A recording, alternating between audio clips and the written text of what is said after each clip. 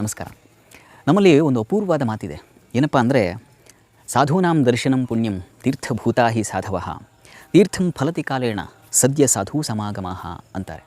ಇದರರ್ಥ ಏನು ಅಂದರೆ, ತೀರ್ಥಕ್ಷೇತ್ರ ಹಾಗೂ ಸಾಧು ಸಜ್ಜನರ ದರ್ಶನ ಇವೆರಡರಲ್ಲಿ ಯಾವುದು ಶ್ರೇಷ್ಠ, ಯಾವುದು ಉತ್ತಮ ಅಂತ ಹೋಲಿಸಿದ್ರೆ ಸಾಧುಗಳ ದರ್ಶನವೇ ಶ್ರೇಷ್ಠ ಅಂತೆ. ಯಾಕೆ ಅಂದರೆ, ತೀರ್ಥಕ್ಷೇತ್ರಕ್ಕೆ ನಾವು ಭೇಟಿಯನ್ನು ಕೊಟ್ಟರೆ ಅದು ಕಾಲಾಂತರದಲ್ಲಿ ನಮಗೆ ಫಲವನ್ನು ಕೊಡುತ್ತಂತೆ. ಆದರೆ ಸಾಧು ಸಜ್ಜನರ ದರ್ಶನ ಮಾಡಿಬಿಟ್ರೆ ಶೀಘ್ರ ಫಲಪ್ರಾಪ್ತಿ ಅಂತ ಹೇಳ್ತಾರೆ. ಆ ಅರ್ಥದಲ್ಲಿ ಒಬ್ಬ ಶ್ರೇಷ್ಠ ಸಾಧುಗಳನ್ನು ಅರಸಿ ನಾವು ಈ ಹೊತ್ತು ಬಂದಿರತಕ್ಕಂಥದ್ದು ಸಾಗರ ಸಮೀಪದಲ್ಲಿರ್ತಕ್ಕಂಥ ವರದಹಳ್ಳಿಯ ಶ್ರೀಧರಾಶ್ರಮಕ್ಕೆ. ವರದಹಳ್ಳಿ ಒಂದು ಅಪೂರ್ವ ಸ್ಥಳ. ಸ್ನಿಗ್ಧ ಪ್ರಕೃತಿ, ಆಹ್ಲಾದವೆನಿಸೋ ವಾತಾವರಣ, ಮನಸ್ಸಿನಲ್ಲಿ ಶಾಂತ ಭಾವವನ್ನು ಮೂಡಿಸುವಂಥ ನೀರವ ಮೌನ ಇವೆಲ್ಲವೂ ಭಕ್ತನನ್ನು ಆಕರ್ಷಿಸುತ್ತದೆ.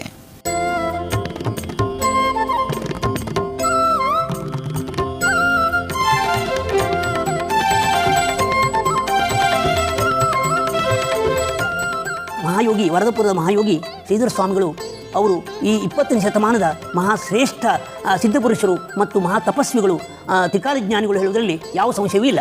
ಶ್ರೀಧರ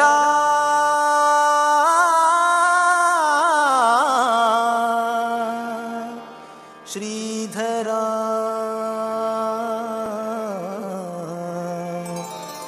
ಶ್ರೀಧರ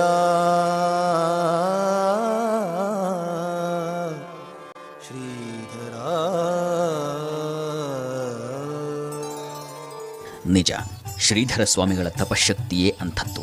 ಅವರು ತ್ರಿಕಾಲಜ್ಞಾನಿಗಳು, ಹಾಗಾಗಿಯೇ ಅವರನ್ನು ಅವಧೂತರು ಅಂತಾರೆ. ಅಂಥ ಮಹನೀಯರು ಹುಟ್ಟಿದ್ದು ಮಹಾರಾಷ್ಟ್ರದಲ್ಲಿ. ಹುಟ್ಟಿದ ಕೆಲವೇ ವರ್ಷಗಳಲ್ಲಿ ಜ್ಞಾನ ವಿಕಾಸವಾಗಿತ್ತು ಸ್ವಾಮಿಗಳಿಗೆ.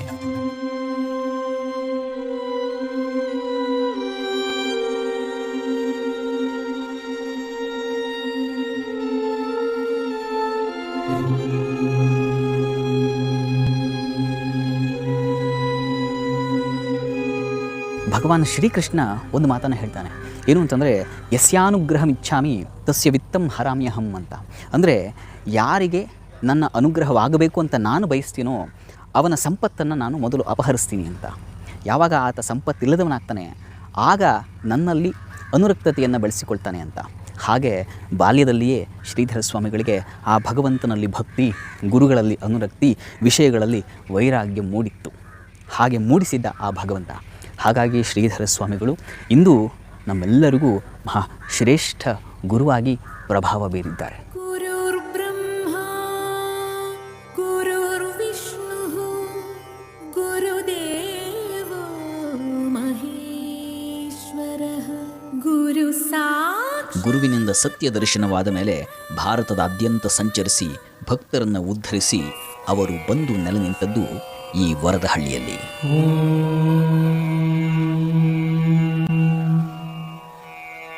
ನಮಃ ಶಾಂತಾಯ ದಿವ್ಯಾಯ ಸತ್ಯಧರ್ಮಸ್ವರೂಪಿಣೇ ಸ್ವಾನಂದಾಮೃತ ತೃಪ್ತಾಯ ಶ್ರೀಧರಾಯ ನಮೋ ನಮಃ. ಶ್ರೀಧರ ಸ್ವಾಮಿಗಳು ಮಹಾತಪಸ್ವಿಗಳು. ಅವರ ತಪಶಕ್ತಿ ಎಷ್ಟಿತ್ತು ಅಂತ ಹೇಳಲಿಕ್ಕೆ ನಮಗೆ ಈ ಕ್ಷೇತ್ರದಲ್ಲಿ ಒಂದು ಸಾಕ್ಷಿ ಇದೆ. ಏನು ಅಂತಂದರೆ, ನೀವಲ್ಲಿ ನೋಡ್ತಾ ಇದ್ದೀರಲ್ಲ, ಹೆಬ್ಬೆರಳು ಗಾತ್ರದ ನೀರು ಸದಾ ಹರಿತಾ ಇದೆ ಈ ಹೊತ್ತಿಗೂ. ಅವರು ಈ ಕ್ಷೇತ್ರಕ್ಕೆ ಬಂದಾಗ ಕುಡಿಲಿಕ್ಕೆ ನೀರಿನ ಅಭಾವ ಇತ್ತು. ಹಾಗಾಗಿ ಅವರು ಹೆಬ್ಬೆರಳಿನಿಂದ ನೀರನ್ನು ತೋಡಿದರಂತೆ. ಅದನ್ನು ಕೆಲವರು ಪವಾಡ ಅಂತಾರೆ. ಆ ಪವಾಡ ಅಂತ ಹೇಳೋದಕ್ಕಿಂತ ಹೆಚ್ಚಾಗಿ ಅವರ ತಪಶಕ್ತಿ ಅದು. ಹಾಗಾಗಿ ಅಂದು ಅವರು ಸೃಜಿಸಿದಂಥ ನೀರು ಇಂದಿಗೂ ಇಲ್ಲಿನ ಊಟಕ್ಕೆ, ಭಕ್ತಾದಿಗಳಿಗೆ ಒಂದು ಆರೋಗ್ಯಕರ ನೀರಾಗಿ ಹರಿತಾ ಇದೆ. ಅದನ್ನು ನಾವು ಈ ಹೊತ್ತಿಗೂ ಕಾಣಬಹುದು. ಆ ತೀರ್ಥವನ್ನು ನಾವು ಕೂಡ ಪ್ರೋಕ್ಷಿಸಿಕೊಳ್ಳೋಣ, ಆ ತೀರ್ಥ ಮಹಿಮೆಯನ್ನು ನಾವು ಅನುಭವಿಸೋಣ.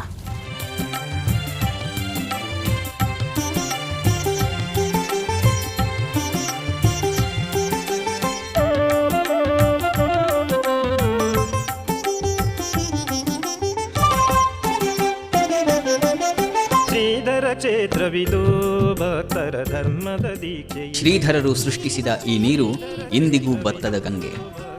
ಬರುವ ಭಕ್ತಾದಿಗಳಿಗೆ ಇದೇ ಮಂತ್ರತೀರ್ಥ.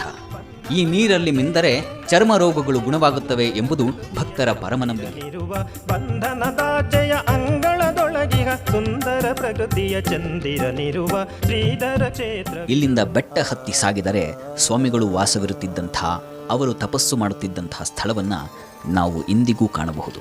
ಈ ಪರಿಯ ಶಾಂತಿಯನು ಯಾರೊಳಗೂ ನಾ ಕಾಣೆ, ಈ ಪರಿಯ ಶಾಂತಿಯನು. ಶ್ರೀಧರ ಅಂದರೆ ಮೋಕ್ಷಪ್ರದವಾದ ಸಂಪತ್ತನ್ನು ಯಾರು ಧರಿಸಿದ್ದಾರೋ ಅವರಿಗೆ ಶ್ರೀಧರ ಅಂತ ಕರೀತಾರೆ. ಶ್ರೀಧರ ಸ್ವಾಮಿಗಳು ಇವತ್ತು ಭೌತಿಕವಾಗಿ ನಮ್ಮ ಜೊತೆ ಇಲ್ಲದಿರಬಹುದು, ಆದರೆ ಭಕ್ತರ ಭಾವುಕ ಪ್ರಪಂಚದಲ್ಲಿ ಅವರು ಇಂದಿಗೂ ಶ್ರೀಗಳೇ, ಅಂದರೆ ಮೋಕ್ಷವನ್ನು ಕರುಣಿಸುವಂತಹ ಮಹಾಸ್ವಾಮಿಗಳೇ. ಅಂತಹ ಸ್ವಾಮಿಗಳ ಸಮಾಧಿ ಮಂದಿರ ಇಲ್ಲಿದೆ. ನಾವು ಈಗ ಆ ಸಮಾಧಿ ಮಂದಿರವನ್ನು ದರ್ಶನ ಮಾಡಿ ಆ ಸ್ವಾಮಿಗಳ ಅನುಗ್ರಹಕ್ಕೆ ಪಾತ್ರರಾಗೋಣ.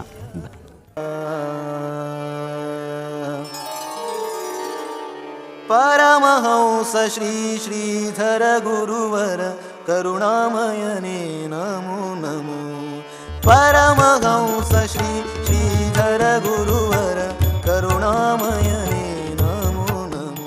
ನೀವಿಲ್ಲಿ ನೋಡುತ್ತಿರುವ ಪ್ರದೇಶದಲ್ಲೇ ಶ್ರೀ ಶ್ರೀಧರ ಸ್ವಾಮಿಗಳು ಏಕಾಂತವನ್ನು ಅನುಭವಿಸುತ್ತಾ ದೈವ ಸಾಕ್ಷಾತ್ಕಾರವನ್ನು ಪಡೆದದ್ದು. ಅಷ್ಟೇ ಅಲ್ಲ, ಇದೇ ಸ್ಥಳದಲ್ಲೇ ಸ್ವಾಮಿಗಳು ಸಮಾಧಿಸ್ಥರಾಗಿದ್ದಾರೆ.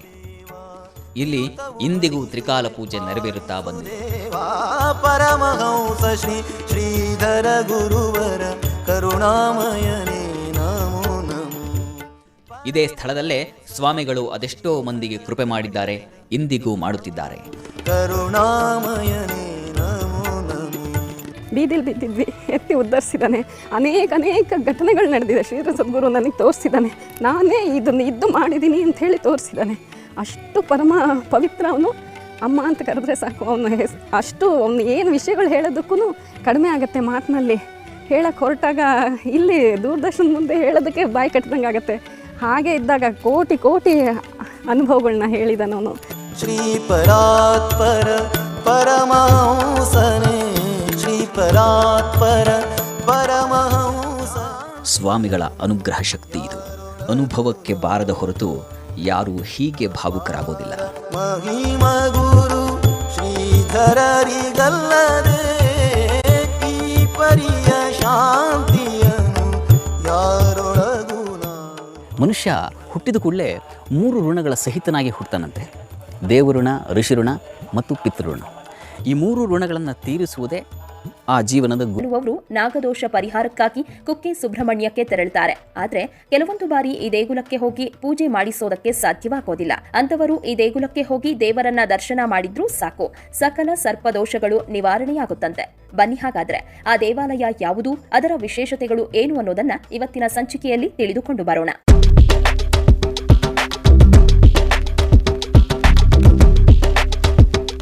ಶಿವಮೊಗ್ಗ ಈ ಜಿಲ್ಲೆಯ ಹೆಸರನ್ನ ಕೇಳಿದಾಕ್ಷಣ ನೆನಪಾಗೋದು ವಿಶ್ವ ಪ್ರಸಿದ್ಧ ಜೋಗ ಜಲಪಾತ. ಜೋಗ ಜಲಪಾತವನ್ನ ವೀಕ್ಷಿಸಲು ಹೋದವರು ವಡನ ಬೈಲಿನಲ್ಲಿರುವ ಪದ್ಮಾವತಿ ದೇವಿಯನ್ನ ಕೂಡ ದರ್ಶನ ಮಾಡಬಹುದಾಗಿದ್ದು, ಈ ದೇಗುಲವನ್ನ ಹಸಿರು ಕಾನನದ ಮಧ್ಯದಲ್ಲಿ ನಿರ್ಮಿಸಲಾಗಿದೆ. ಪುಟ್ಟದಾದ ಗರ್ಭಗುಡಿಯ ಒಳಗಡೆ ಪದ್ಮಾವತಿ ತಾಯಿಯು ಅಭಯ ಹಸ್ತವನ್ನ ಹೊಂದಿ ಭಕ್ತರಿಗೆ ದರ್ಶನವನ್ನ ನೀಡ್ತಾ ಇದ್ದಾಳೆ. ಒಂದು ಕಡೆ ಕಾಣಿಸೋ ಹಚ್ಚ ಹಸಿರು ಪರ್ವತಗಳು, ಇನ್ನೊಂದು ಕಡೆ ಶಾಂತವಾದ ಶರಾವತಿಯ ಹಿನ್ನೀರು. ಇದು ಈ ಕ್ಷೇತ್ರದ ಸೌಂದರ್ಯವನ್ನ ಇನ್ನಷ್ಟು ಹೆಚ್ಚಿಸಿದ್ದು, ಸಂತಾನ ಸಮಸ್ಯೆ ಇರುವವರು ಇಲ್ಲಿಗೆ ಹೋಗಿ ಹರಕೆ ಹೊತ್ಕೊಂಡ್ರೆ ಅವರಿಗೆ ಉತ್ತಮವಾದ ಸಂತಾನವನ್ನ ಈ ದೇವಿ ಕರುಣಿಸ್ತಾಳೆ ಎಂದು ಹೇಳಲಾಗುತ್ತೆ. ಜಾತಕದಲ್ಲಿ ಸರ್ಪದೋಷವಿದ್ದರೆ ಅವರಿಗೆ ಆರ್ಥಿಕ ಸಮಸ್ಯೆ, ಕೌಟುಂಬಿಕ ಸಮಸ್ಯೆ, ಉದ್ಯೋಗ ಸಮಸ್ಯೆ, ಸಂತಾನ ಸಮಸ್ಯೆ, ಹೀಗೆ ಇನ್ನೂ ಅನೇಕ ಸಮಸ್ಯೆಗಳು ಬದುಕಿನಲ್ಲಿ ಬರುತ್ತಲೇ ಇರುತ್ತವೆ. ಅಂತವರು ಇಲ್ಲಿರುವ 7 ಅಡಿ ಉದ್ದದ, 7 ಇಂಚು ಎತ್ತರದ, 7 ಹೆಡೆ ಹಾಗೂ 77 ಕ್ವಿಂಟಲ್ ತೂಕವನ್ನ ಹೊಂದಿರುವ ಶ್ರೀ ಮುಕ್ತಿ ನಾಗದೇವತೆಯನ್ನ 108 ಬಾರಿ ಪ್ರದಕ್ಷಿಣೆ ಮಾಡಿದ್ರೆ ಎಲ್ಲಾ ಬಗೆಯ ಸರ್ಪದೋಷಗಳು ನಿವಾರಣೆಯಾಗುತ್ತೆ ಎಂದು ಹೇಳಲಾಗುತ್ತೆ. ಅಲ್ಲದೆ ಇಲ್ಲಿಗೆ ಬರುವ ಭಕ್ತಾದಿಗಳು ತಮ್ಮ ಕೈಯಾರೆ ಮುಕ್ತಿನಾಗ ದೇವರಿಗೆ ಹಾಲಿನ ಅಭಿಷೇಕವನ್ನ ಕೂಡ ಮಾಡಬಹುದಾಗಿದೆ.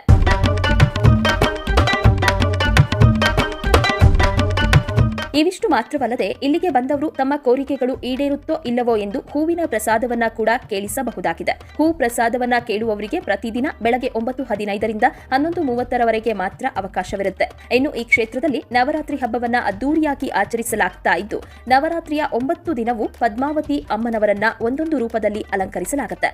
ಈ ಪದ್ಮಾವತಿ ದೇವಿಯನ್ನ ಸನಾತನ ಶ್ಲೋಕಗಳಲ್ಲಿ ವಿಷ್ಣು ಪತ್ನಿ ಜಗನ್ಮಾತಃ ವಿಷ್ಣು ವಕ್ಷಸ್ಥಲ ಸ್ಥಿತೆ ಪದ್ಮಾಸನೆ ಪದ್ಮಹಸ್ತೆ ಪದ್ಮಾವತಿ ನಮೋಸ್ತುತೆ ಎಂದು ಸ್ತುತಿಸಲಾಗಿದ್ದು, ಈ ದೇವಿಯನ್ನ ನಂಬಿ ಬಂದರೆ ಸಕಲ ಸಂಕಷ್ಟಗಳು ದೂರವಾದಂತೆ. ವಡನ ಬೈಲಿನಲ್ಲಿ ವಿರಾಜಮಾನಳಾಗಿರುವ ಪದ್ಮಾವತಿ ದೇವಿಗೆ ನಿತ್ಯ ತ್ರಿಕಾಲ ಪೂಜೆಯನ್ನ ಮಾಡಲಾಗ್ತಾ ಇದ್ದು, ಬೆಳಗ್ಗೆ 7:30ರಿಂದ ಸಂಜೆ 7:30ರವರೆಗೆ ದೇವಿಯನ್ನ ದರ್ಶನ ಮಾಡಬಹುದಾಗಿದೆ. ಅಪಾರ ಮಹಿಮೆಯುಳ್ಳ ದೈವಿ ಶಕ್ತಿ ಪೀಠಗಳಲ್ಲಿ ಶ್ರೀ ಸಿಗಂದೂರು ಚೌಡೇಶ್ವರಿ ಅಮ್ಮನವರ ಕ್ಷೇತ್ರವು ಒಂದು. ಇಲ್ಲಿನ ದೇವಿಯ ದರ್ಶನವನ್ನ ಪಡೆಯುವುದಕ್ಕೆ ದೇಶ ವಿದೇಶಗಳಿಂದ ಭಕ್ತರು ಭೇಟಿ ನೀಡ್ತಾರೆ. ಶ್ರೀ ಸಿಗಂದೂರು ಚೌಡೇಶ್ವರಿ ದೇವಸ್ಥಾನವು ಭಾರತದ ಕರ್ನಾಟಕ ರಾಜ್ಯದ ಶಿವಮೊಗ್ಗದ ಸಿಗಂದೂರು ಕಳಸವಳ್ಳಿಯಲ್ಲಿದೆ. ಈ ದೈವಿಕ ದೇವಸ್ಥಾನವು ಸಿಗಂದೂರು ಗ್ರಾಮದ ಪ್ರಮುಖ ಆಕರ್ಷಣೆ ಹಾಗೂ ಶಕ್ತಿಯಾಗಿದೆ. ಈ ದೇವಾಲಯವನ್ನ ಚೌಡೇಶ್ವರಿ ಅಂತ ಕರೆಯಲ್ಪಡೋ ಸಿಗಂದೂರೇಶ್ವರಿ ದೇವಿಗೆ ಸಮರ್ಪಿಸಲಾಗಿದೆ. 300 ವರ್ಷಗಳ ಹಿಂದೆ ಪವಿತ್ರ ಶರಾವತಿ ನದಿಯ ದಡದಲ್ಲಿ ದೇವಿಯ ವಿಗ್ರಹ ಕಂಡು ಬಂದಿದೆ ಅಂತ ಹೇಳಲಾಗುತ್ತೆ. ಇನ್ನೊಂದು ಕುತೂಹಲಕಾರಿ ಸಂಗತಿ ಏನು ಅಂದ್ರೆ ದೇವಾಲಯವು ವರ್ಷವಿಡೀ ಭಕ್ತರಿಂದ ತುಂಬಿರುತ್ತೆ. ಶ್ರೀ ಕ್ಷೇತ್ರ ಸಿಗಂದೂರು ಶ್ರೀ ಚೌಡೇಶ್ವರಿ ದೇವಿಯು ಇಲ್ಲಿ ನೆಲೆಸಿ ಸಾವಿರಾರು ಭಕ್ತರನ್ನ ಅನುಗ್ರಹಿಸಿದ ಐತಿಹಾಸಿಕ ಕಥೆ ಇದೆ. 18ನೇ ಶತಮಾನದಲ್ಲಿ ಸಾಗರ ತಾಲೂಕಿನ ಮತ್ತು ಶಿವಮೊಗ್ಗ ಜಿಲ್ಲೆಯ ಕರೂರು ಗ್ರಾಮ ಪಂಚಾಯಿತಿಯಲ್ಲಿ ಮಡೆನೂರು ಅನ್ನೋ ಗ್ರಾಮ ಇತ್ತು.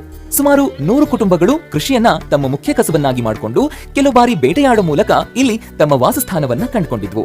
ಈ ಗ್ರಾಮದಲ್ಲಿ ಶ್ರೀ ಶೇಷಪ್ಪ ನಾಯಕ್ ಕುಟುಂಬದವರು ಸಹ ವಾಸವಿದ್ರು. ಇವರೇ ಶ್ರೀದೇವಿಯು ಭೂಮಿಗೆ ಬರೋದಕ್ಕೆ ಮತ್ತು ಸಾವಿರಾರು ಭಕ್ತರನ್ನ ಆಶೀರ್ವದಿಸೋದಕ್ಕೆ ನಿಜವಾದ ಕಾರಣೀಕರ್ತರು. ಅವರು ಈ ಸ್ಥಳದಲ್ಲಿ ವರ್ಷಗಳಿಂದ ಪೂಜಿಸೋ ಚೌಡಿಯನ್ನ ಪ್ರಾರ್ಥಿಸಿಕೊಂಡು ಬಂದವರು. ಒಂದು ದಿನ ಶ್ರೀ ಶೇಷಪ್ಪ ಅವರು ಈ ಗ್ರಾಮಸ್ಥರೊಂದಿಗೆ ಸೀಜ್ ವ್ಯಾಲಿ ಕಾಡಿಗೆ ಬೇಟೆಗೆ ಹೋಗೋದಕ್ಕೆ ನಿರ್ಧರಿಸ್ತಾರೆ. ಆದ್ರೆ ಒಬ್ಬಂಟಿಯಾಗಿ ಕಾಡಿಗೆ ಬೇಟೆಯಾಡೋದಕ್ಕೆ ಹೊರಡ್ತಾರೆ.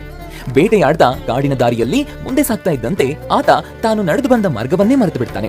ಸೂರ್ಯಾಸ್ತವಾಗಿ ಕತ್ತಲಾಗ್ತಾ ಇದ್ದಂತೆ ಭಯಭೀತನಾದ ಅವನು ಇದ್ದಕ್ಕಿದ್ದಂತೆ ಒಂದು ಪ್ರಖರವಾದ ಬೆಳಕನ್ನು ನೋಡಿ ಗಾಬರಿಯಾಗ್ತಾನೆ. ಆಗ ಶೇಷಪ್ಪ ಕಾಪಾಡು ಚೌಡಮ್ಮ ಅಂತ ಚೌಡಮ್ಮ ತಾಯಿಯನ್ನ ಕೂಗ್ತಾನೆ. ಪ್ರಜ್ಞೆ ಕಳ್ಕೊಂಡು ಕೆಳಗಡೆ ಬೀಳ್ತಾನೆ. ಸ್ವಲ್ಪ ಸಮಯದ ನಂತರ ಅವನು ಎಚ್ಚರಗೊಂಡಾಗ ಮಸುಕಾದ ಕಣ್ಣುಗಳಿಗೆ ಕೆಲವು ಹೊಳೆಯು ಕಲ್ಲುಗಳು ಕಾಣುತ್ತವೆ. ಜೊತೆಗೆ ಮಧುರವಾದ ತಾಯಿಯಂತಹ ಧ್ವನಿಯೊಂದಿಗೆ ಪ್ರತಿಧ್ವನಿಸಿತ್ತು. ಚಿಂತಿಸಬೇಡ ಮಗು, ನಾನು ಜಗತ್ತನ್ನು ಆಶೀರ್ವದಿಸೋಕೆ ಇಲ್ಲಿಯೇ ಇರ್ತೀನಿ. ನನಗಾಗಿ ಇಲ್ಲಿ ದೇವಾಲಯವನ್ನ ನಿರ್ಮಿಸಿ ನನ್ನನ್ನ ಚೌಡಮ್ಮ ಅಂತ ಪೂಜಿಸಬೇಕು. ಈ ಸ್ಥಳದಲ್ಲಿ ನನ್ನನ್ನ ಪ್ರಾರ್ಥಿಸೋಕೆ ಬರೋ ಎಲ್ಲಾ ಭಕ್ತರನ್ನ ನಾನು ಆಶೀರ್ವದಿಸ್ತೀನಿ ಅಂತ ಆ ಧ್ವನಿಯು ಹೇಳ್ತು. ಅರೆಬರೆ ಪ್ರಜ್ಞೆಯಲ್ಲಿದ್ದ ಶೇಷಪ್ಪನು ಸಂಪೂರ್ಣ ಪ್ರಜ್ಞಾಸ್ಥಿತಿಗೆ ಬಂದ ನಂತರ ಆ ಧ್ವನಿಯ ನೆನಪಲ್ಲೇ ಮನೆಗೆ ಹೋಗಿ ಅದೇ ಆಲೋಚನೆಯಲ್ಲಿ ಮಲಕೊಳ್ತಾನೆ. ಮಾರನೇ ದಿನ ಬೆಳಗ್ಗೆ ಅವನು ನಿನ್ನೆ ಏನಾಯ್ತು ಅನ್ನೋದನ್ನ ನೆನಪಿಸಿಕೊಳ್ಳೋದಕ್ಕೆ ಪ್ರಯತ್ನ ಪಡ್ತಾನೆ ಮತ್ತು ಬೇಗನೆ ಸ್ನಾನ ಪೂಜೆಯನ್ನ ಮುಗಿಸಿ ಮತ್ತೊಮ್ಮೆ ಸೀಜ್ ವ್ಯಾಲಿಯತ್ತ ಪ್ರಯಾಣ ಆರಂಭಿಸ್ತಾನೆ. ಅಲ್ಲಿ ಆದಿಶಕ್ತಿಯು ಹೊಳೆಯೋ ಕಲ್ಲಿನ ರೂಪದಲ್ಲಿ ಇರೋದನ್ನ ನೋಡಿ ಅವನು ಆಶ್ಚರ್ಯಚಕಿತನಾಗ್ತಾನೆ. ಆ ದಿನದಿಂದ ಶ್ರೀ ಶೇಷಪ್ಪನ ದಿನಚರಿಯೇ ಬದಲಾಯಿತು ಮತ್ತು ಅವರು ಆದಿಶಕ್ತಿಗೆ ದೈನಂದಿನ ಪೂಜೆಯನ್ನ ಪ್ರಾರಂಭಿಸಿದ್ರು. ಆ ನಂತರವೇ ತಮ್ಮ ಎಲ್ಲಾ ದೈನಂದಿನ ಕೆಲಸಗಳನ್ನ ಮಾಡ್ತಾ ಬರ್ತಿದ್ರು. ಆರಂಭದಲ್ಲಿ ಇದು ಕಾಡಿನ ಮಧ್ಯದಲ್ಲಿರೋ ಒಂದು ಸಣ್ಣ ದೇವಾಲಯವಾಗಿತ್ತು ಮತ್ತು ಶಾಸ್ತ್ರದ ಪ್ರಕಾರ ಶ್ರೀ ಚೌಡೇಶ್ವರಿಯನ್ನ ಪೂಜಿಸೋಕೆ ಪ್ರಾರಂಭವಾಯಿತು. ಸಿಗಂದೂರನ್ನ ತಲುಪೋಕೆ ಜನರು 2.5 ಕಿಲೋಮೀಟರ್ ಉದ್ದದ ನದಿಯನ್ನ ದಾಟೋದಕ್ಕೆ ಸಣ್ಣ ದೋಣಿಯನ್ನ ಬಳಸ್ತಿದ್ರು. ಇಷ್ಟು ಕಷ್ಟವಾದ್ರೂ ಕೂಡ ಲಕ್ಷಾಂತರ ಭಕ್ತರು ಇಲ್ಲಿಗೆ ಬರೋದಕ್ಕೆ ಪ್ರಾರಂಭಿಸಿದ್ರು. ಶ್ರೀ ಕ್ಷೇತ್ರ ಸಿಗಂದೂರು ಉತ್ತಮ ಸಂಪರ್ಕ ರಸ್ತೆಗಳನ್ನ, ಆಣೆಕಟ್ಟಿನ ನೀರನ್ನು ದಾಟೋದಕ್ಕೆ ಲಾಂಚರ್ ಸೌಲಭ್ಯವನ್ನ, ವಾಹನ ನಿಲುಗಡೆಗೆ ಸುಸಜ್ಜಿತ ಪ್ರದೇಶವನ್ನ, ಸುಸಜ್ಜಿತ ಅತಿಥಿ ಗೃಹಗಳನ್ನ, ಗೋಶಾಲೆಯನ್ನ, ಕಲ್ಯಾಣ ಮಂಟಪವನ್ನ, ಯಾಗಶಾಲೆಯನ್ನ, ಅನ್ನದಾನ ಸಭಾಂಗಣವನ್ನ, ರುಚಿಕರವಾದ ಸೇವೆಯ ಹೋಟೆಲ್ಗಳನ್ನ ಮತ್ತು ಸಾಮಾನ್ಯ ಸ್ವಚ್ಛವಾದ ನೈರ್ಮಲ್ಯ ಶೌಚಾಲಯಗಳನ್ನು ಹೊಂದಿದ್ದು ಉತ್ತಮವಾಗಿ ನಿರ್ವಹಿಸಲ್ಪಟ್ಟಿದೆ. ಪ್ರಸ್ತುತ ಸಿಗಂದೂರಿಗೆ ರಸ್ತೆ ಅಥವಾ ಲಾಂಚರ್ ಮೂಲಕ ತಲುಪಬಹುದು ಮತ್ತು ಶ್ರೀ ಕ್ಷೇತ್ರವು ಶ್ರೀದೇವಿ ಚೌಡೇಶ್ವರಿಯ ಆಶೀರ್ವಾದದೊಂದಿಗೆ ಪ್ರತಿದಿನ ಮಧ್ಯಾಹ್ನ ಮತ್ತು ರಾತ್ರಿ ಭಕ್ತರಿಗೆ ಉಚಿತ ಊಟವನ್ನು ಕೂಡ ಒದಗಿಸುತ್ತಿದೆ. ಇನ್ನು ನಿಮ್ಮ ಅಮೂಲ್ಯವಾದ ವಸ್ತುಗಳೇನಾದ್ರೂ ಕಳೆದು ಹೋಗಿದ್ಯಾ ಅಥವಾ ನೀವೇನಾದ್ರೂ ಜಮೀನಿಗೆ ಹಾಗೂ ಆಸ್ತಿಗೆ ಸಂಬಂಧಿಸಿದಂತೆ ಸಮಸ್ಯೆಗಳನ್ನ ಎದುರಿಸ್ತಾ ಇದ್ದೀರಾ? ಹಾಗಾದ್ರೆ ಯಾಕೊಂದ್ಸಾರಿ ನೀವು ಈ ದೇವಿಯ ಸನ್ನಿಧಿಗೆ ತೆರಳಿ ಪ್ರಾರ್ಥಿಸಬಾರದು? ಹೀಗೆ ನಾವು ಹೇಳ್ತಿಲ್ಲ, ಬದಲಾಗಿ ಇಲ್ಲಿಗೆ ಭೇಟಿ ನೀಡಿ ಬಹುತೇಕ ಎಲ್ಲರೂ ಒಳಿತುಕೊಂಡವರ ನಂಬಿಕೆಯಾಗಿದೆ. ಹೌದು, ನಿಮ್ಮ ಅಮೂಲ್ಯವಾದ ವಸ್ತುಗಳೇನಾದ್ರೂ ಕಳೆದು ಹೋಗಿದ್ರೆ ಈ ತಾಯಿಯ ಸನ್ನಿಧಿಗೆ ಬಂದು ಮನಸಾರೆ ನಂಬಿಕೆಯಿಂದ ಬೇಡ್ಕೊಂಡ್ರೆ ಸಾಕು, ಅದು ಶೀಘ್ರವಾಗಿ ಮತ್ತೆ ನಿಮಗೆ ದೊರೆಯುತ್ತೆ ಅನ್ನೋ ನಂಬಿಕೆ ಇದೆ. ಹಾಗಾಗಿ ಈ ದೇವಿಯು ಬಹಳ ಶಕ್ತಿಶಾಲಿಯಾಗಿದ್ದು ಸದಾ ಜಾಗೃತಾವಸ್ಥೆಯಲ್ಲಿರ್ತಾಳೆ ಹಾಗೂ ತನ್ನ ಭಕ್ತರ ರಕ್ಷಣೆಯನ್ನ ತಾನೇ ಖುದ್ದಾಗಿ ಮಾಡ್ತಾಳೆ ಅನ್ನೋ ನಂಬಿಕೆ ಇದೆ. ಇಂದಿಗೂ ಭೂಮಿಯ ಜಾಗಗಳ ಸಮಸ್ಯೆ ಎದುರಿಸ್ತಾ ಇರೋರು ಇಲ್ಲಿಗೆ ಬಂದು ಪ್ರಾರ್ಥಿಸಿ ಇಲ್ಲಿ ದೊರೆಯೋ ದೇವಿಯ ರಕ್ಷಣೆ ಇದೆ ಅನ್ನೋ ವಾಕ್ಯವುಳ್ಳ ನಾಮಫಲಕವನ್ನ ತಮ್ಮ ತಮ್ಮ ಜಮೀನು ಹಾಗೂ ಸೈಟುಗಳಲ್ಲಿ ಹಾಕೊಳ್ತಾರೆ. ಇದರಿಂದ ಜನರ ಸಮಸ್ಯೆಗಳು ನ್ಯಾಯಾಲಯದ ಹೊರಗೆ ಬಗೆಹರಿಯುತ್ತಂತೆ. ಇತರೆ ಧಾರ್ಮಿಕ ಕ್ಷೇತ್ರಗಳಲ್ಲಿ ಇಲ್ಲದ ವಿಶೇಷತೆಗಳು ಸಿಗಂದೂರಿನಲ್ಲಿವೆ. ಕಳ್ಳರಿಂದ ತಮ್ಮ ಮನೆ ಹೊಲಗಳಿಗೆ ರಕ್ಷಣೆ ಪಡೆಯೋಕೆ ಇಲ್ಲಿ ಬೋರ್ಡ್ ಕೊಡೋ ಪದ್ಧತಿ ಇದೆ. ಜಮೀನು, ತೋಟ, ಗದ್ದೆ, ಹೊಲ ಮತ್ತು ಹೊಸ ಕಟ್ಟಡಗಳಲ್ಲಿನ ವಸ್ತುಗಳಿಗೆ ದೇವಿಯ ಕಾವಲಿರುತ್ತಂತೆ. ಇಲ್ಲಿ ಕಳ್ಳತನವೇ ಆಗೋದಿಲ್ಲ ಅನ್ನೋದು ಪ್ರತೀತಿ. ಹೀಗಾಗಿಯೇ ಇಂದಿಗೂ ಶಿವಮೊಗ್ಗ ಹಾಗೂ ಉತ್ತರ ಕನ್ನಡ ಜಿಲ್ಲೆಯ ಮೂಲೆ ಮೂಲೆಗಳ ಊರುಗಳಲ್ಲಿ ಸಿಗಂದೂರು ಚೌಡೇಶ್ವರಿ ದೇವಿಯ ಕಾವಲಿದೆ ಅನ್ನೋ ಬೋರ್ಡ್ಗಳನ್ನ ನಾವು ಗಮನಿಸಬಹುದು. ಹೀಗೆ ಶ್ರೀ ಕ್ಷೇತ್ರ ಸಿಗಂದೂರು ಶ್ರೀ ಚೌಡೇಶ್ವರಿ ದೇವಾಲಯವು ಸರಿಸುಮಾರು 300 ವರ್ಷಗಳಿಗೂ ಅಧಿಕ ಐತಿಹ್ಯವನ್ನ ಹೊಂದಿದೆ. ಹಾಗಾಗಿ ಮಳೆಗಾಲವಿರಲಿ, ಚಳಿಗಾಲವಿರಲಿ ಅಥವಾ ಬೇಸಿಗೆ ಕಾಲವಿರಲಿ ಈ ಸ್ಥಳಕ್ಕೆ ಲಕ್ಷಾಂತರ ಭಕ್ತರು ಭೇಟಿ ನೀಡ್ತಾರೆ. ಈ ಸ್ಥಳ